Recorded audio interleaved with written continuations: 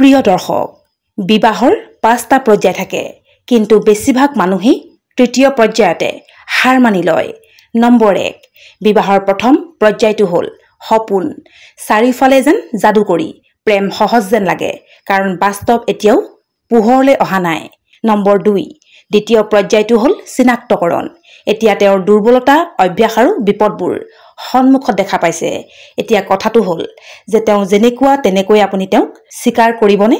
Number 3, তৃতীয় পৰ্যায়টো হ'ল নিৰাশা।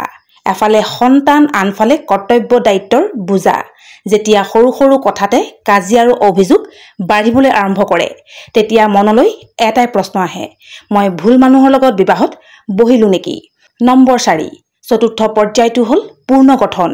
এতিয়া সন্তান ডাঙৰ হ'বলৈ ধৰিছে, গতিকে এতিয়া সলনি হ'বলৈ চেষ্টা কৰাৰ পৰিৱৰ্তে বুজিবলৈ আৰু গ্ৰহণ কৰিবলৈ আৰম্ভ কৰা উচিত।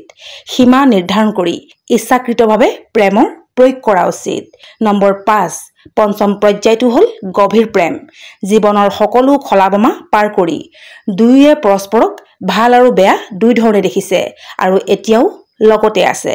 যিসকলে বিবাহৰ 3টা প্ৰাৰম্ভিক পৰ্যায়ৰ মাজেৰে পাৰ হৈ যায়, কেৱল তেওঁলোকেহে সফল বৈবাহিক জীৱন যাপন কৰে, কাৰণ তেওঁলোকে হতাশাক শেষ বুলি গণ্য কৰা নাছিল, য'ত তেওঁলোকৰ সম্পৰ্ক আনৰ বাবে অনুপ্ৰেৰণা হৈ পৰে।